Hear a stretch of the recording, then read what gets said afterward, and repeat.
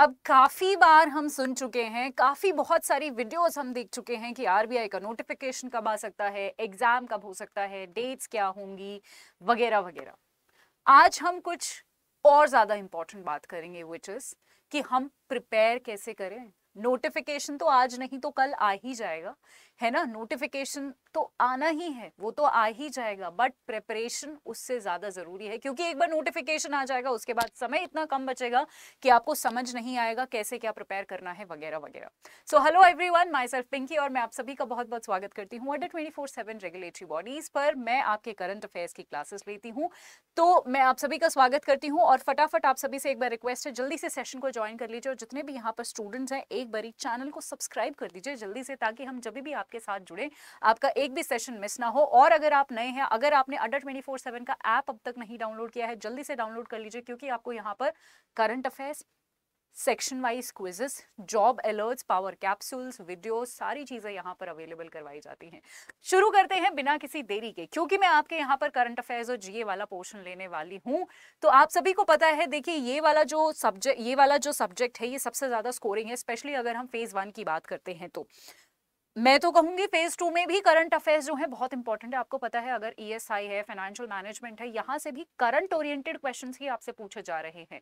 तो current affair overall अगर हम फेज 1, फेज 2 और इंटरव्यू तीनों स्टेजेस की बात करें तो सबसे इंपॉर्टेंट पिलर है जी आपका करंट अफेयर। ठीक है, ज्यादातर जो क्वेश्चन है वो टिल्टेड होता है करंट अफेयर्स की तरफ। तो करंट अफेयर और जीए कहीं ना कहीं बच्चों का सबसे बड़ा पेन पॉइंट होता है। आज मैं वही आप लोगों के साथ यहाँ पर केटर करने वाली हूँ, कैसे हम उसको आसान बना सकते हैं, कैसे मैक्सिमम हम उसमें स्कोर कर सकते हैं, ये आज हम डिस्कस करेंगे। उससे पहले अगर आपको नहीं पता पैटर्न के बारे में, तो मेरे पीछे पैटर्न है जहां पर आप देख सकते हैं। तो यहाँ पर ये आरबीआई का पैटर्न है जहां पर आप देख सकते हैं कि सबसे पहले जो जनरल अवेयरनेस है वो 80 नंबर का आता है, विच इज मैक्सिमम। अगर 200 नंबर का पेपर है तो उसमें से 80 नंबर का ये आ रहा है, जो हमने जी 25 मिनट में पूरा करना है। ठीक है, सो यहाँ पर टाइम लिमिट भी बड़ा क्रूशल रहेगा। ठीक है, 80 यहाँ पर मार्क्स हैं और 25 मिनट हैं, तो टाइम मैनेजमेंट भी बहुत बड़ा रोल प्ले यहाँ पर करने वाला है, जो मैं आपको अपनी क्लासेस में सिखाने वाली हूँ।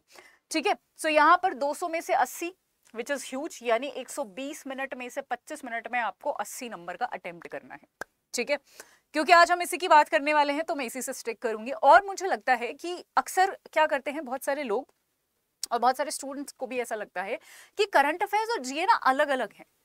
मुझे कभी भी करंट अफेयर्स और जीए अलग अलग नहीं लगते। जब मैं करंट अफेयर्स आपको पढ़ा रही हूँ मुझे लगता है कि जीए उसी में इंक्लूड हो जाता है। अब मैं आपको करंट अफेयर्स जब पढ़ा रही हूँ, अगर किसी नेशनल पार्क में कोई सर्वे हुआ है तो मैं आप करंट अफेयर में क्या आएगा कि जी ये सर्वे ना, मान लो कोई टाइगर सेंसस हुआ है या कोई भी सर्वे हुआ है, ये सर्वे इस नेशनल पार्क में हुआ है।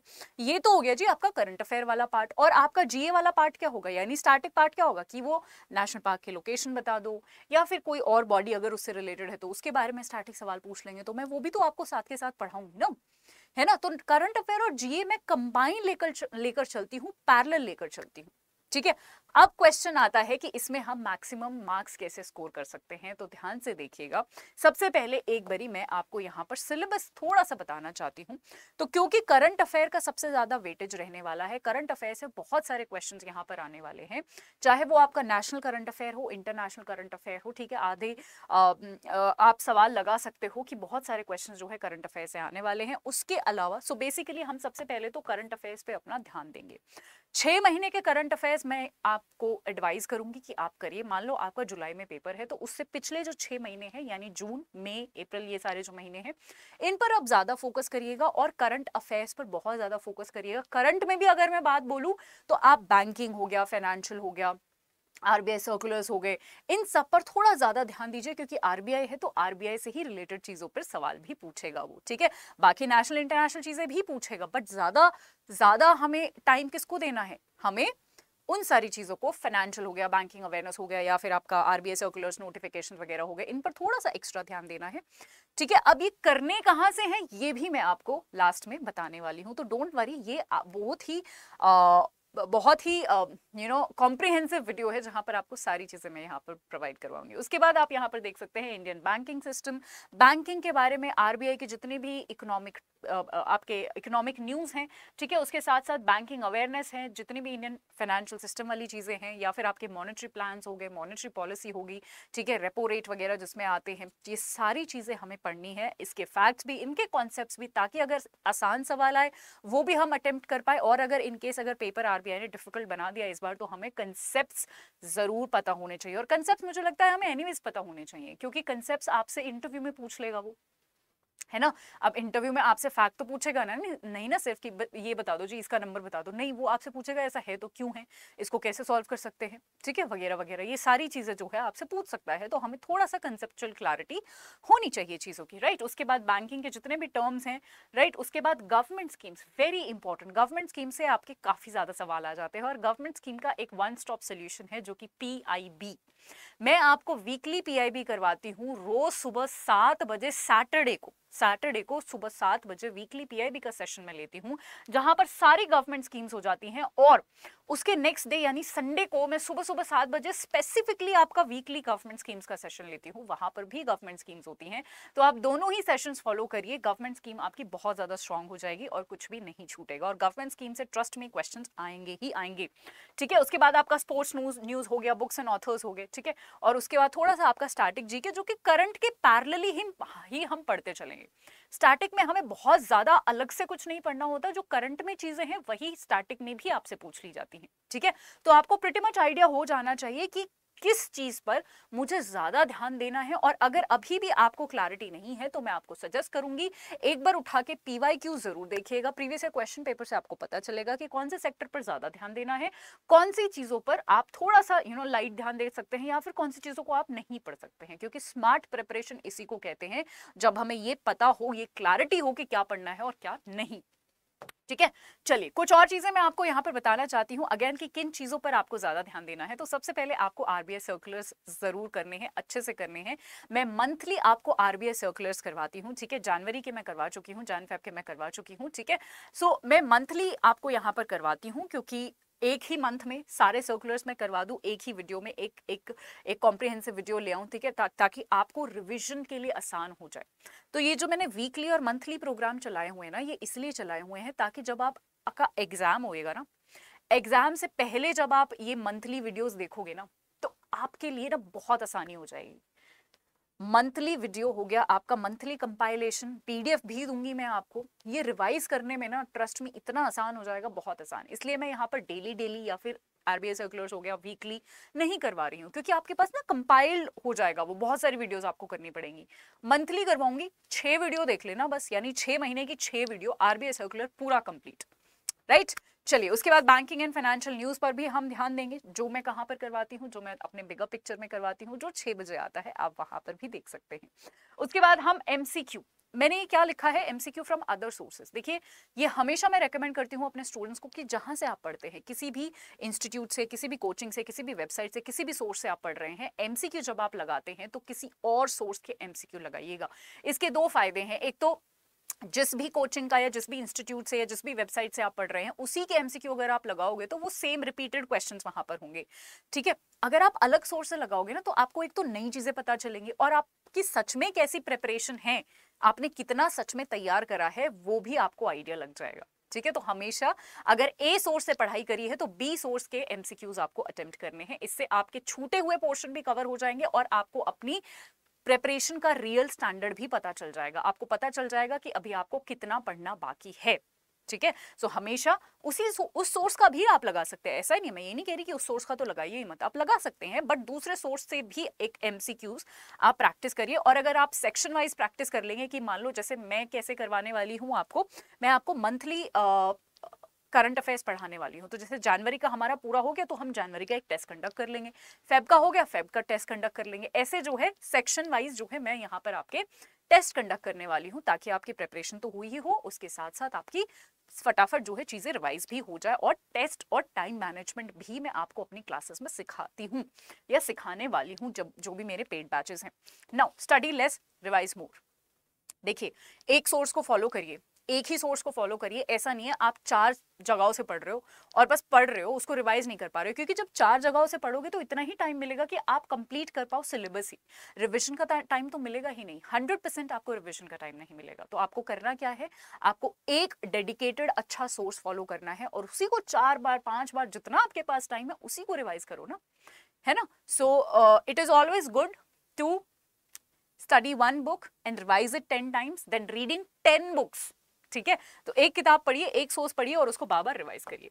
ठीक है, चलिए अब हमें करनी है जी एमसीक्यू की प्रैक्टिस। अक्सर स्टूडेंट्स एमसीक्यू प्रैक्टिस ही नहीं करते हैं, या फिर अगर करते हैं तो उनको लगता है कि अच्छा मैं सिर्फ सही आंसर टिक करना है और इसको बंद कर देना है एमसीक्यू को। या फिर कुछ लोगों को ऐसा लगता है कि एमसीक्यू प्रैक्टिस तो इसलिए करते हैं क्योंकि यही पेपर में आएंगे। ये तीनों ही बातें गलत है, ना वो पेपर में आने वाले होते हैं, ठीक है, ना आपको सिर्फ टिक करके बंद कर देना है अपना एमसीक्यू। एमसीक्यू को एनालाइज करना है, जो आपका टेस्ट आप देते हो, पीवाईक्यूज देते हो, टेस्ट देते हो, कुछ भी, आपको उसका प्रॉपर एनालिसिस करना है। अगर आपका 25, अगर मान लो आप सेक्शनल दे रहे हो या फिर मान लो आप पूरा कॉम्प्रिहेंसिव टेस्ट लगा रहे हो, जो कि आपका, मैंने आपको बताया 120 मिनट का है, तो 2 घंटे का आप टाइमर सेट। मैं तो हमेशा ये बोलूंगी कि जितना आपका फाइनल एग्जाम होता है ना, ध्यान से देखिए यहाँ पर, जो आपका ये जो फाइनल एग्जाम है ना 120 मिनट का है, मतलब 2 घंटे का है। यहाँ पर जब आप अपने घर पे प्रैक्टिस करते हो ना मॉक पेपर्स, इससे आधा टाइम सेट किया करो। मैं हमेशा अपने जो जितने भी टेस्ट थे वो आधा टाइम सेट करके करती थी, यानी आप सिर्फ 60 मिनट का टाइमर लगाइए, 1 घंटे का टाइमर लगाइए, क्योंकि एग्जामिनेशन हॉल में ना 100 तरीके के हमारे चेकिंग होते हैं, डिस्टर्बेंस होती है, पैनिक होता है, स्ट्रेस होता है, हमारे 15-20 मिनट तो उसमें चले जाते हैं।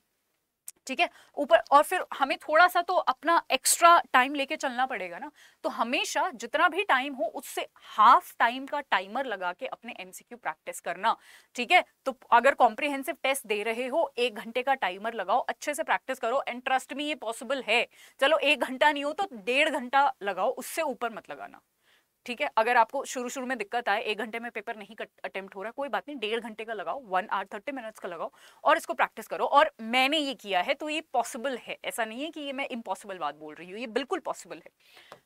ठीक है, ऐसा किया, उसके बाद एमसीक्यू को करना है एनालाइज, यानी आपके जो गलत हैं उनको देखना है ये गलत क्यों है, क्या आपने कोई सिली मिस्टेक करी है, क्या आपकी रिवीजन अच्छे से नहीं है, या फिर आपका कोई कॉन्सेप्ट क्लियर नहीं है, या फिर आपका कोई टॉपिक छूट गया। एनालाइज करना है, चीजों को जाके दोबारा रिवाइज करना है, अगर कोई सिली मिस्टेक करनी है तो उसको लिख लेना है ताकि आप रिपीट ना करो, अपने वीकनेसेस और स्ट्रेंथ पहचानने हैं। इन सारी चीजों पे जब आप काम कर लोगे तब आपका एक एमसीक्यू खत्म होएगा, यानी 1 घंटे में आपने पेपर तो कर लिया, बट उसका जो 2 घंटा आप एनालिसिस पे लगाओगे ना, तब जाके आपका एक एमसीक्यू या एक सेट ऑफ पेपर जो है वो कंप्लीट माना जाएगा। आपने सिर्फ कर लिया, अपने मार्क्स देख लिया और उसको फेंक दिया, अगर आपने ऐसा किया तो उसको एमसीक्यू प्रैक्टिस नहीं बोलते, उसको मॉक टेस्ट प्रैक्टिस नहीं बोलते। एनालिसिस बहुत इंपॉर्टेंट पार्ट है और क्वेश्चंस रिपीट नहीं होने वाले। ठीक है, हो सकता है कि कुछ चीजें रिपीट हो जाए, कुछ टॉपिक्स रिपीट हो जाए, बट एमसीक्यू हम कभी भी इसलिए नहीं करते क्योंकि क्वेश्चन वहां से जो है रिपीट होने वाले, हम इसलिए करते हैं क्योंकि हमें स्ट्रेंथ वीकनेसेस का पता चले। और आपको पता है जब हम एमसीक्यू प्रैक्टिस करते हैं ना तो बहुत सारे नए तरीके हम इन्वेंट कर लेते हैं अपने आप के ही। जैसे फॉर एग्जांपल मैं आपको एक छोटा सा अपना एग्जांपल देती हूँ। मेरे साथ क्या काम करता था कि मैं ना एलिमिनेशन टेक्निक यूज करती थी, जो मैं अपने स्टूडेंट्स को सिखाती हूँ। आई एम श्योर आपको भी पता होगा कि जी अगर सही आंसर नहीं आता तो पहले गलत को हटाओ, उसके बाद जो बचे उसके बारे में सोचो। तो अगर 4 ऑप्शन होते थे तो मैं 2 को तो एलिमिनेट कर देती थी और 2 के बीच में कंफ्यूजन होता था। और ये ना मुझे क्वेश्चन अटेम्प्ट करते टाइम पता चला कि जो मुझे लगता था कि ये वाला क्वेश्चन सही होगा, ये वाला आंसर सही होगा, ये वाला आंसर सही होगा, जो उन 2 ऑप्शंस के बीच में से ना, उसका हमेशा ऑपोजिट सही होता था। ये मुझे पता कैसे चला? ये मुझे एमसीक्यू से पता चला। तो मैं फाइनल एग्जाम में जो मुझे लग रहा था उसका ऑपोजिट टिक करके आई, वो सही हुआ, है ना। ये सारी बहुत ऐसी छोटी छोटी चीजें होती है जो आप पर अलग काम करेंगी, मुझ पर अलग काम करेंगी। कोई भी एक सिंपल, एक परमानेंट, एक यूनिवर्सल रूल नहीं है किसी का भी। तो आप पे क्या काम करेगा ये आप एमसीक्यू के टाइम पर आपको पता चलेगा, उससे पहले नहीं पता चलेगा। तो एमसीक्यू प्रैक्टिस करिए और उसको एनालाइज करने की कोशिश करिए। एनालिसिस सबसे ज्यादा इंपॉर्टेंट है। मैं तो ये कहूंगी 70% एनालिसिस इंपॉर्टेंट है, 30% क्वेश्चंस इंपॉर्टेंट है। ठीक है, अब मैं इतना बड़ा नंबर अगर बोल रही हूँ तो उसका कोई मतलब होगा। ठीक है, उसके बाद अपनी वीकनेसेस को पहचानेंगे आप और कांस्टेंट रहिए। ऐसा मत करिए कि 1 दिन पढ़ लिया 5 दिन की छुट्टी ले ली, 2 दिन पढ़ लिया 4 दिन का गैप ले लिया। ऐसा नहीं करना, कांस्टेंट रहिए, टाइम टेबल बनाइए, उसको फॉलो करिए, क्योंकि अब तो टाइम आ गया है। अब तो हो सकता है कल नोटिफिकेशन आ जाए, कभी भी नोटिफिकेशन आ सकता है और फिर इतनी जल्दी हो जाएगी कि अरे नोटिफिकेशन आ गया, एग्जाम होने वाला है, क्या करे क्या ना करे। फिर तो मतलब आपके पास बिल्कुल टाइम नहीं है कुछ भी सोचने का, तो अभी से आज से ही अगर टाइम टेबल नहीं बनाया है, अपनी स्टडी टेबल के सामने एक टाइम टेबल बना लो, सिलेबस पेस्ट कर लो और तुरंत जो है तैयारी करने जुट जाओ। राइट, अब मैं आपको फटाफट सोर्स बता देती हूँ। ये वीकली पीआईबी है जहां से आप डेफिनेटली करंट अफेयर्स कवर कर सकते हैं। ये मैं सैटरडे को सुबह सुबह 7 बजे लेती हूँ और एक मेरा शो आता है द बिगर पिक्चर जहां पर मैं करंट अफेयर्स करवाती हूँ। ये जी हर शाम 6 बजे आता है लाइव। इसको भी, इसकी प्लेलिस्ट को भी आप जरूर फॉलो करिएगा। अगेन आपके करंट अफेयर्स का फाउंडेशन बहुत ही ज्यादा स्ट्रांग हो जाएगा और आपकी जितनी भी प्रॉब्लम्स हैं, चाहे करंट अफेयर्स याद नहीं होते, वास्ट है, कहां से करे, क्या करे, सारी प्रॉब्लम्स इन दोनों माध्यम से सॉल्व आपकी हो जाएगी। अगर आपको कोई और डाउट है और आप मुझसे करना चाहते हैं कनेक्ट, तो GN current affairs by Pinky Yadav ma'am, ये मेरा टेलीग्राम ग्रुप है। यहाँ पर मैं सारी पीडीएफ शेयर करती हूँ और आपके डाउट्स भी लेती हूँ। आप इसको तुरंत ज्वाइन कर लीजिए। और वो मेरा इंस्टाग्राम है जहां पर मैं स्टोरीज और रील्स के थ्रू आपके लिए इन्फॉर्मेटिव वीडियोस लाती रहती हूँ। आप दोनों ही चैनल्स ज्वाइन कर लीजिए। अब मैं आपको यहाँ पर एक और चीज बताना चाहती हूँ, बैंक महापैक। तो आज से ही हमारा जो है अलग अलग बैचेस शुरू हुए हैं, ठीक है, IRDI है, अलग अलग बैचेस शुरू हुए हैं, ठीक है। बैंक महापैक में आप जरूर एनरोल करिएगा क्योंकि इसमें जो है IBPS, SBI, RBI, SEBI, SIDBI, NABARD के बहुत सारे एग्जाम्स कवर्ड हैं, सारे फेजेस कवर्ड होते हैं, लाइव रिकॉर्डेड सेशन मिलता है, ई बुक्स मिलती हैं, टेस्ट सीरीज मिलती है, सब कुछ मिलता है। मैं ही आपके करंट अफेयर्स ले रही हूँ। आपको Y674 एक कोड हमने आपके लिए रखा है ताकि ये पूरा कोर्स आपके लिए अफोर्डेबल बनाया जा सके। और अगर आप ऐप से एनरोल करेंगे तो 78% आपको इस कोड पे डिस्काउंट मिलेगा, तो ये याद रखिएगा। और अगर कोई भी क्वेरी हो, कोई भी डाउट हो, तो आप मुझसे किसी भी टाइम यहाँ पर कनेक्ट कर सकते हैं। थैंक यू सो मच आज के लिए। आई होप ये सेशन, ये वीडियो आपके लिए काफी हेल्पफुल रहा होगा। अगर कोई भी डाउट हो तो मुझे कॉमेंट सेक्शन में कॉमेंट कर आप पूछ सकते हैं, या फिर सेशन जैसा भी लगा हो मुझे बता भी सकते हैं। Thank you so much guys, have a wonderful time ahead, bye bye.